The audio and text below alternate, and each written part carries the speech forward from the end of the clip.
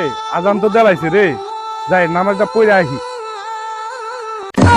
কি রে চিপস, রমজান মাসে চিপস রাস্তাঘাটে ফালাইতে যা রে, এটা বাসায় নিয়ে যাবো কেন? এই শয়তান কই এলে রে?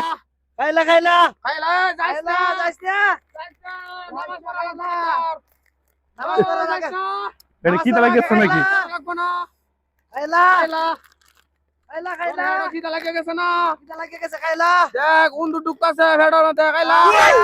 খাইলামো নাকি রে? খাইবো না না। জাহান্নামী জাহান্নামী জাহান্নামী। খাওয়া যাইবো না,